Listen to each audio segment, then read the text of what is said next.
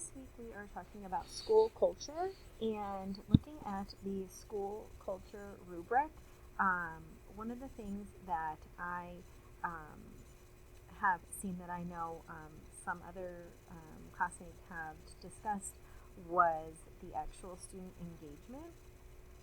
And while I think that at my school we have some great teachers, I think what happens is that as teachers we sometimes get stuck in a rut, maybe somewhat what's easier, and we also like to have a lot of control in our classrooms. And when you use some of these different student engagement activities, what happens is I feel like there's a sense of a loss of control in the classroom when you kind of give that learning power to students. And I think that for us, we definitely need to see more student engagement. I think we're probably at about 50%, give or take a day, just depending on what we're seeing. I actually just went around and right before spring break and looked at two different grade levels and did a quick observation checklist of what we were seeing, and student engagement was lacking in many of the classrooms. I happen to be in the lower grades, and there was more student engagement in those classrooms, but as we went up in grade, the student engagement did decrease.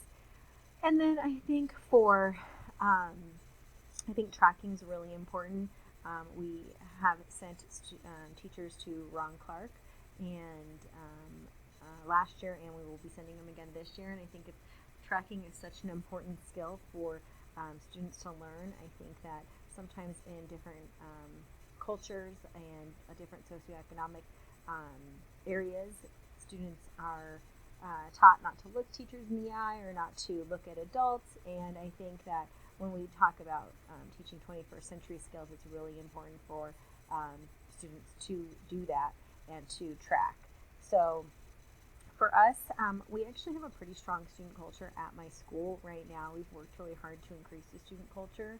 As we look at the plan, I think that this is a great thing. I think planning on what is broken is really good, and kind of doing an action plan of how we can improve each year, and then of course those mid-course corrections as well. And so with that, I just like to say that one of my biggest proponents at my school and what I do is student culture and making sure that each student feels valued and welcome. Sometimes our school is the only safe place that they have, and I think that we've done a really good job with that at my school.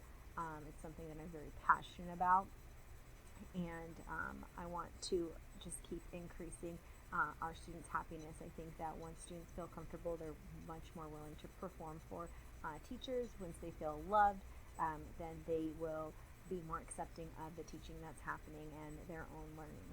So thank you very much.